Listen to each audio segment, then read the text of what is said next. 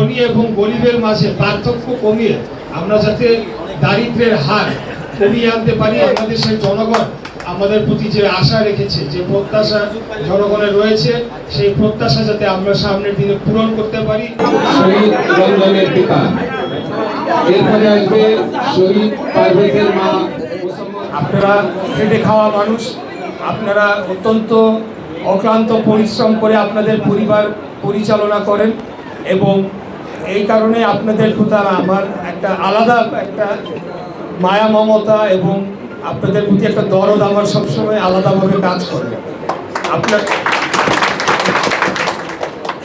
আমাদের দল বাংলাদেশ জাতীয়তাবাদী দল বিএনপি সবসময় মেহনতি মানুষের পক্ষে ছিল, শ্রমজীবী মানুষের পক্ষে ছিল এবং আমাদের নেতা দেশনায়ক প্রধানমন্ত্রী, মাননীয় প্রধানমন্ত্রী জনাব তারেক রহমান, ওনার বাবার যে দেখানো পথ, সেই দেখানো পথ ধরে এবং পরবর্তীতে আমাদের মরহুমা নেত্রী বেগম খালেদা জিয়া, উনি দীর্ঘদিন আমাদের এই আন্দোলন সংগ্রামকে নেতৃত্ব দিয়েছেন।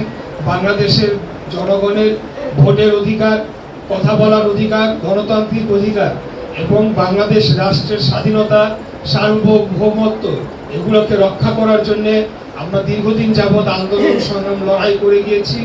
আমরা যেন আমাদের এই আদর্শ থেকে বিচ্যুত না হই। বাংলাদেশের জনগণ আমাদের প্রতি যে আশা রেখেছে, যে প্রত্যাশা জনগণের রয়েছে, সেই প্রত্যাশা যাতে আমরা সামনের দিনে পূরণ করতে পারি। বাংলাদেশের ধনী এবং গরিবের মাঝে পার্থক্য কমিয়ে আমরা যাতে দারিদ্র্যের হার কমিয়ে আনতে পারি এবং দারিদ্র শূন্য আমরা বাংলাদেশ যাতে আগামী দিনে গড়তে পারি, সেটার জন্য আমরা এখনই একটা ভিত্তি রচনা করতে চাই, যাতে আগামী দিনে আমাদের দেশে দারিদ্র সীমার নিচে কেউ বসবাস না করে, কোনো পরিবার বসবাস না করে, কাউকে যাতে অনাহারে কাউকে যাতে না থাকতে হয়, কারোর যাতে চিকিৎসার প্রয়োজন কিন্তু অর্থের অভাবে চিকিৎসা করাতে পারছি না, সেরকম বাংলাদেশ যাতে আমাদের না থাকে, কারো যাতে বাসস্থানের না থাকার ফলে রাস্তাঘাটে তাদেরকে ঘুমিয়ে না থাকতে হয়, এরকম একটা বাংলাদেশ আমরা আগামী দিনে গড়ে তুলতে চাই।